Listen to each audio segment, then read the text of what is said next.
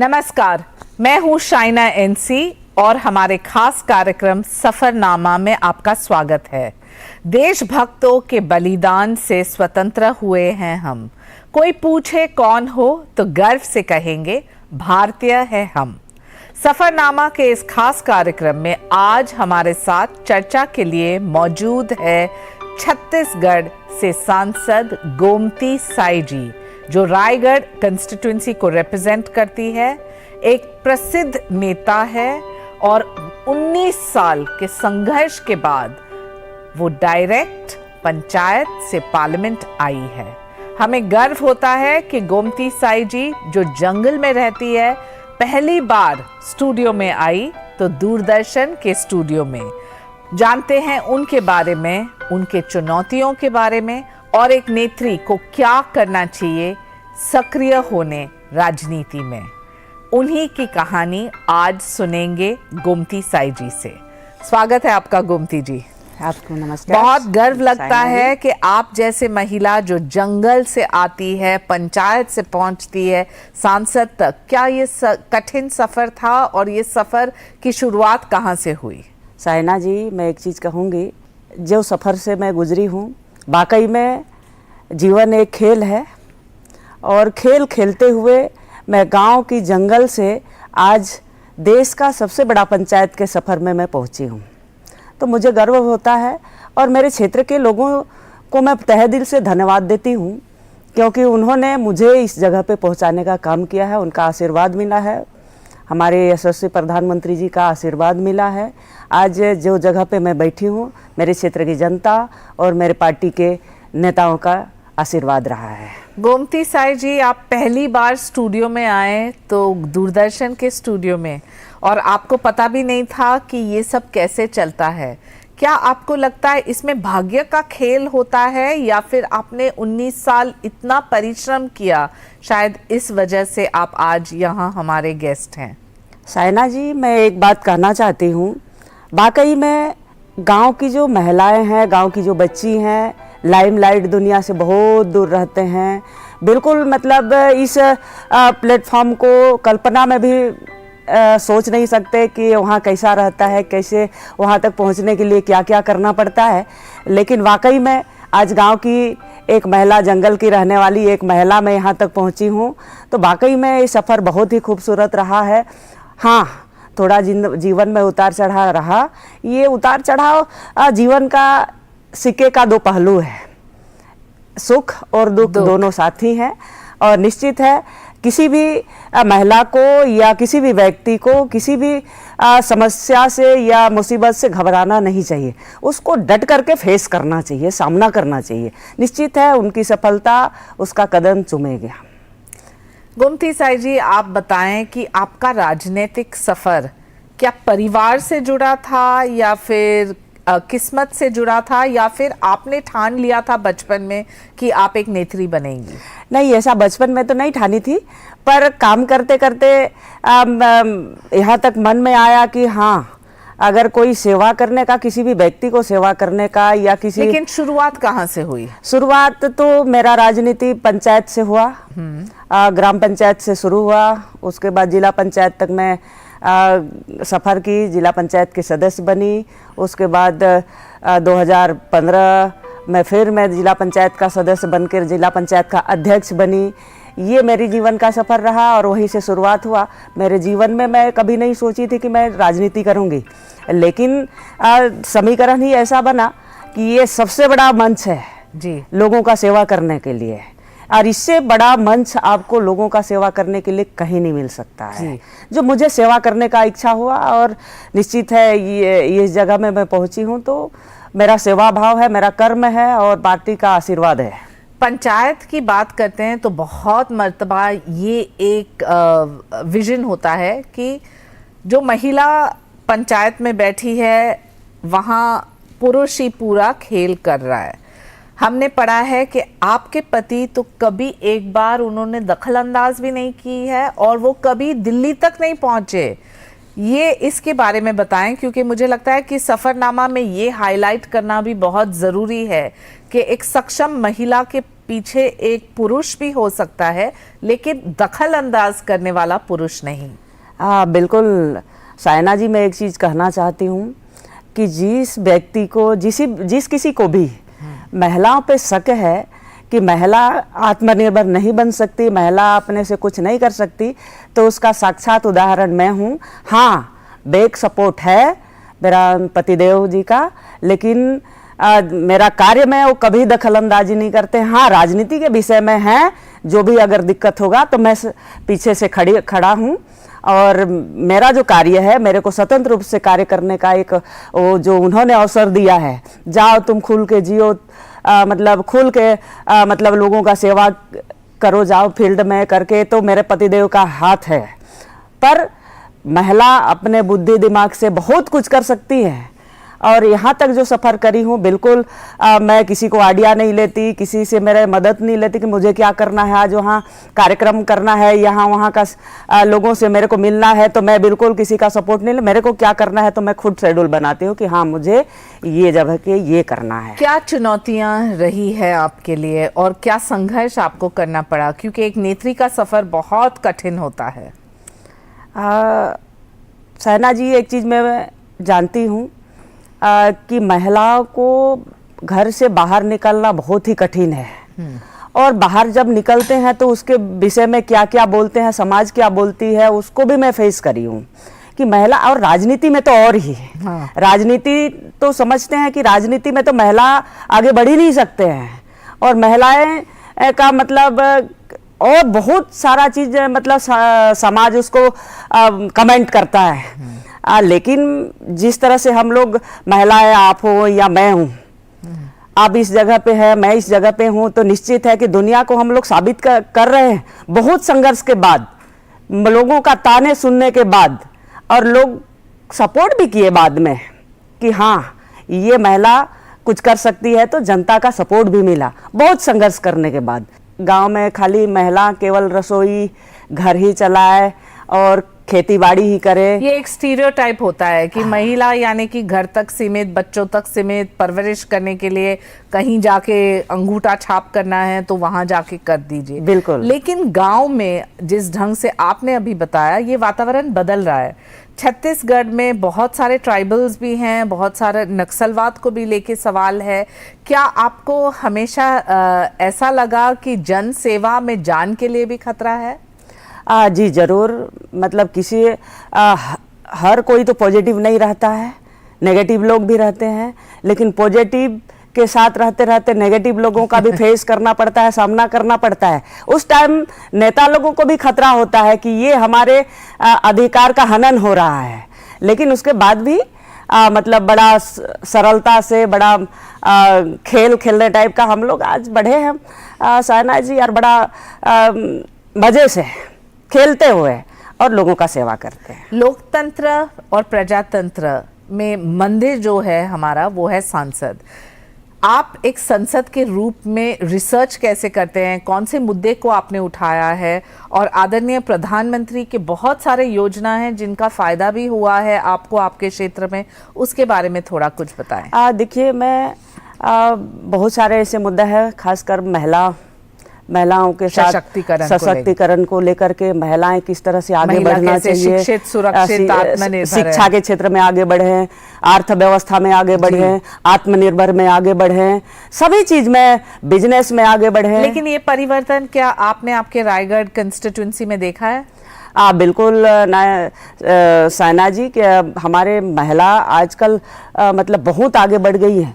वो मतलब हर कार्यक्रम में 50% से ज़्यादा 70% महिला जब आके सभा में बैठते हैं तो मुझे गर्व होता है कि आज हमारी महिलाएं घर की चार दीवारी से लांघ करके आज इस जगह पे पहुंचे हैं। बिल्कुल, महिलाएं आज आत्मनिर्भर हैं, बिजनेस के क्षेत्र में हो। आज हमारे मोदी जी हर महिलाओं के बड़ा अच्छा मतलब बजट भी पेश किए हैं इस बार, कि महिलाओं के खाते में, हर गृहिणी के खाते में 2 लाख का बचत हो। ये बड़ा अच्छा सिस्टम है। आदिवासी क्षेत्र की बात करें या ट्राइबल्स की बात करें तो सबसे ज्यादा फायदा कौन से योजनाओं का हुआ है? सायना जी, एक चीज मैं बोलूं, मैं ग्रामीण परिवेश में पली बड़ी हूँ, और मैं एकदम निचले छोर के जो व्यक्ति हैं, निचले स्तर के जो जीवन यापन करने वाले व्यक्ति के साथ मैं हमेशा रहती हूँ। वो इतना मतलब दाने दाने के लिए तरस रहे थे, मुझे बड़ा तकलीफ होता है उस टाइम को मैं याद करती हूँ। सुबेरे मतलब सोना निकालने जाते थे, शाम को आते थे, बेच करके चावल खरीदते थे। सबसे बड़ा योजना गरीब कल्याण योजना, प्रधानमंत्री आवास का मतलब समझ रहे हैं? प्रधानमंत्री आवास लोगों को कच्चा का मकान, टूटी फूटी जो बरसात में सो नहीं पाते थे, प्रधानमंत्री आवास पक्का का घर मिला। आयुष्मान भारत 5 लाख रुपया का योजना का, हर बीमारी में 5 लाख रुपया का लाभ मिलता है। आपका नल से जल जी हर घर में पहुंचने का काम कर रहे हैं हमारे यशस्वी प्रधानमंत्री जी।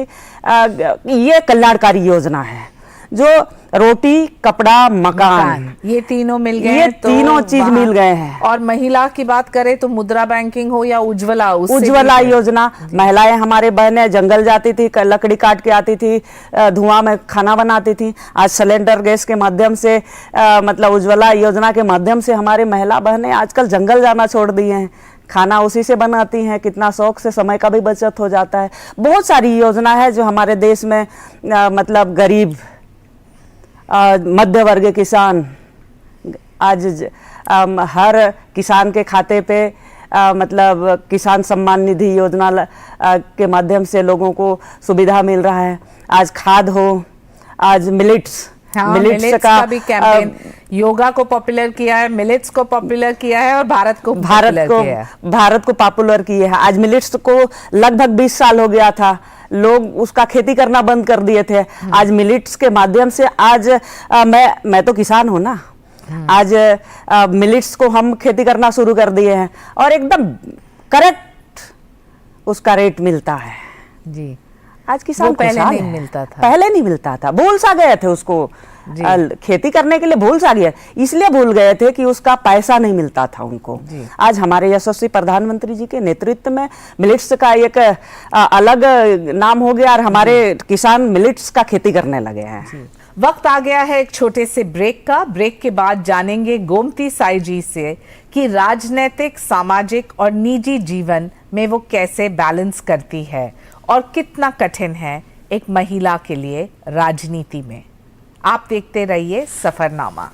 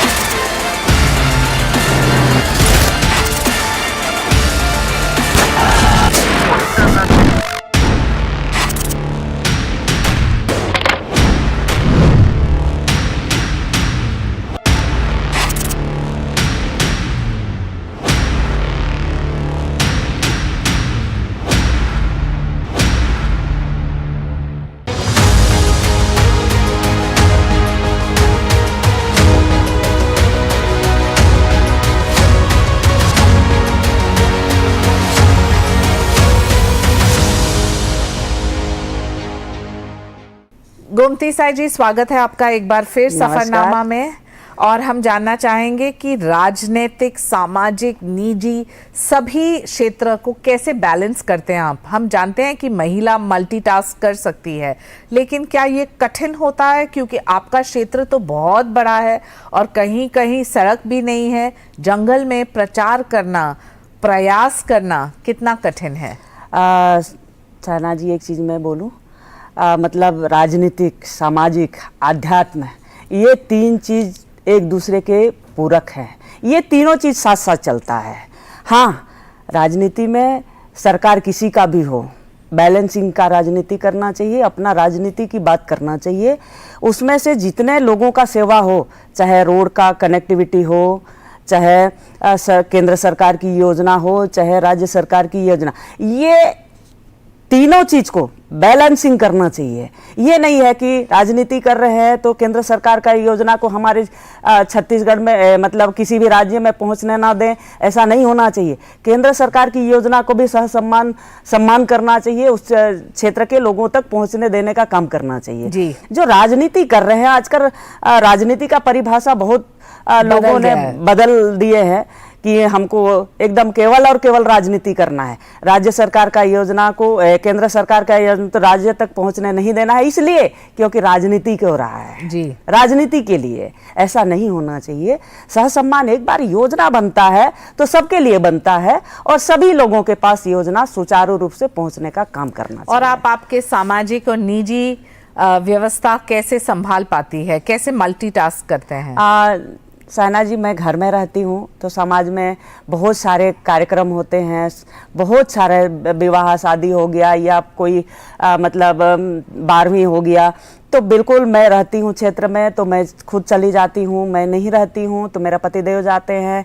इस टाइप का हम लोग समाज में बैलेंस करते हैं। और नहीं जाएंगे तो भाई हम लोग तो ग्रामीण परिवेश के रहने वाले लोग हैं और खूब सारा हम लोगों का क्षेत्रीय समाज लोग हैं। बहुत अच्छा लगता है कि आपको इतना परिवार से सपोर्ट मिल रहा है कि आप आगे बढ़ सकते हैं। बिल्कुल, हमारे परिवार वाले लोग ये समझ गए हैं कि आपका परिवार खाली ये चार दीवारी के हम लोग जो हैं वही नहीं है। आपका परिवार पूरा क्षेत्र है, आपका पूरा परिवार भारत देश है पूरा। हमारे जिस पार्टी से मैं बिलोंग करती हूँ, वासुदेव कुटुंबकम, बिल्कुल पूरा विश्व को परिवार मानने वाला और पार्टी से सर्वप्रथम, पार्टी नेक्स्ट और व्यक्ति लास्ट। भारतीय जनता पार्टी एक भारतीय जनता पार्टी नहीं है, भारतीय जनता पार्टी एक विचारधारा की पार्टी है जी, और उनका विचारधारा बिल्कुल वासुदेव कुटुंबकम जी।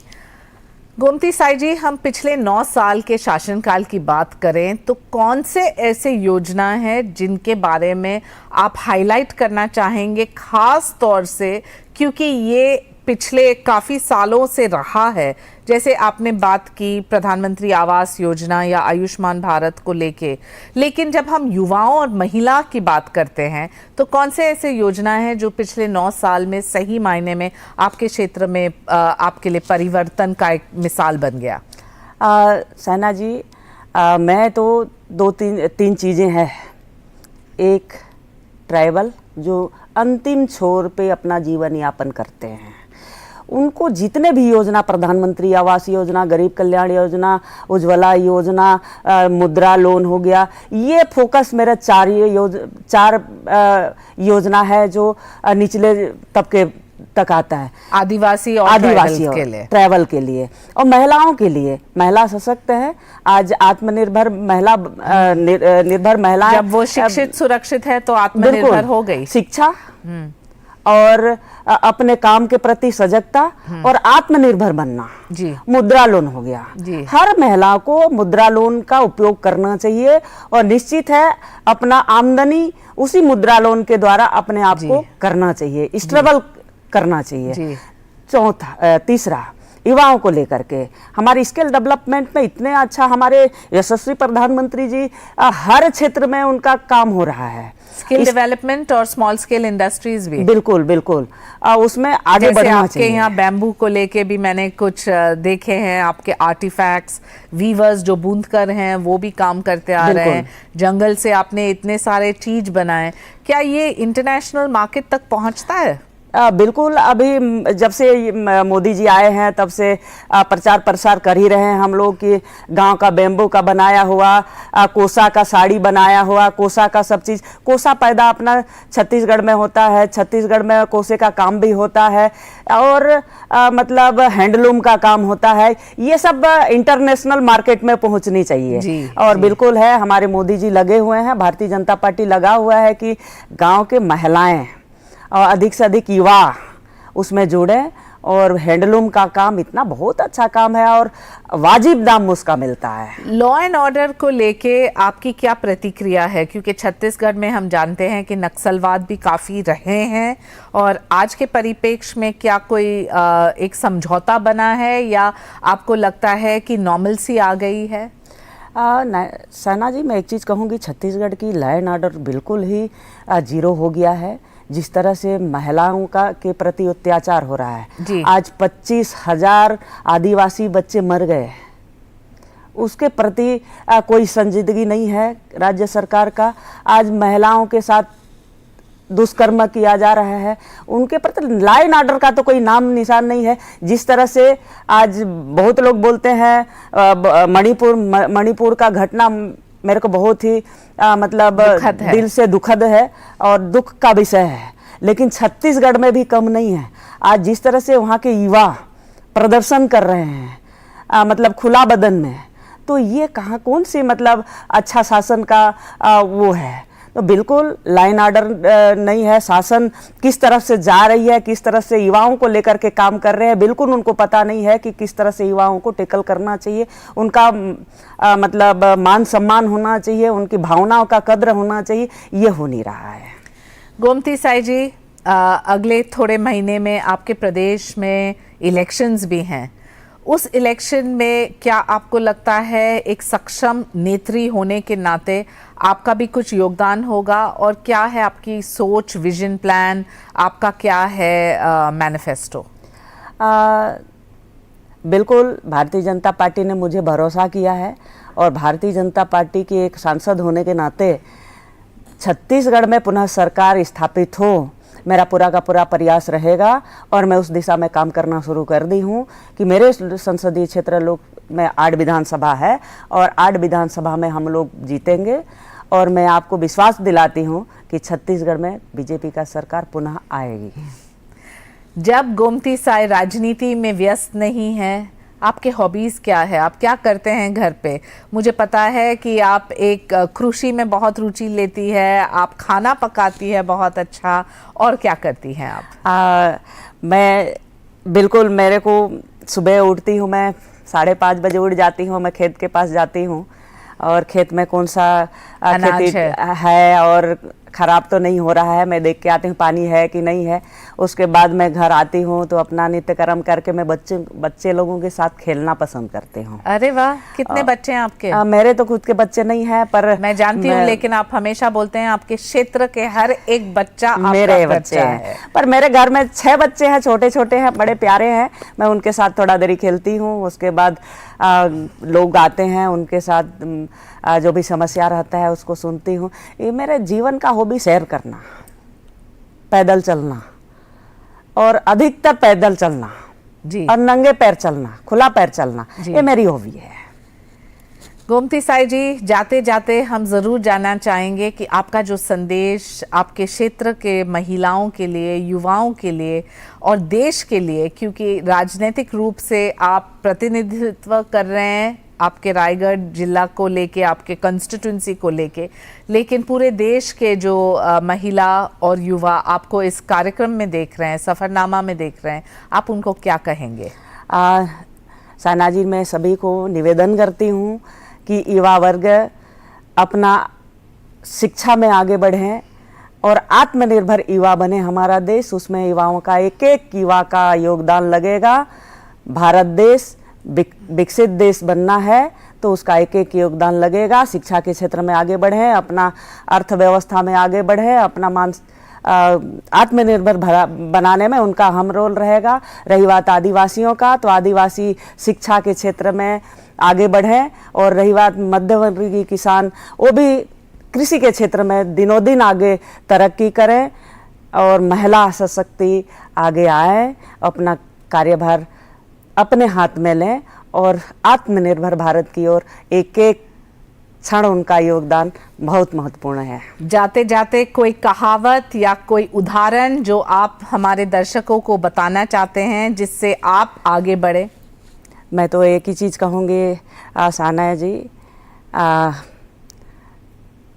हूँ ही वही जो राम रचि राखा, जो जस करही तस फल चाखा, सकल पदार्थ यही जग माही, कर्महीन नर पावत नाही। इसलिए कर्म को प्राथमिकता देते हुए कर्म करते जाएं, फल की चिंता कभी मत करें। फल देने वाला ऊपर वाला बैठा है। बहुत बहुत धन्यवाद गोमती साई जी, आप हमेशा हमें प्रेरणा देते हैं और एक नेत्री के रूप में आप लक्ष्मी, सरस्वती, दुर्गा जरूर हैं। हम आपको बहुत शुभकामनाएं देते हैं हमारे तरफ से और धन्यवाद। तो ये थी गोमती साई जी जो छत्तीसगढ़ के रायगढ़ कंस्टिट्यूंसी को रिप्रेजेंट करती है, एक सांसद हैं और उन्होंने अपने संघर्ष के साथ साथ जो उनका एक मानना है कि कर्म करते रहो और फल के ऊपर फोकस नहीं कीजिए, सिर्फ समाज सेवा से जुड़िए और आपका काम करते रहिए। अगले हफ्ते फिर मिलेंगे एक सांसद से, जानेंगे उनके सफ़र के बारे में। हम जानते हैं कि वर्तमान में राज्यसभा हो या लोकसभा, संसद की गरिमा बनती है सांसद से। हम ऐसे ही राजनीतिक सफ़र की कहानी आपको बताते जाएंगे। गोमती साई जैसे लोग कैसे लोगों की जिंदगी में रोशन फैलाते हैं, जंगल से कैसे आए पार्लियामेंट तक, पंचायत से कैसे पहुंचे सांसद तक। आप देखते रहिए सफरनामा मेरे साथ। मैं हूं शाइना एनसी, मुझे आज्ञा दीजिए।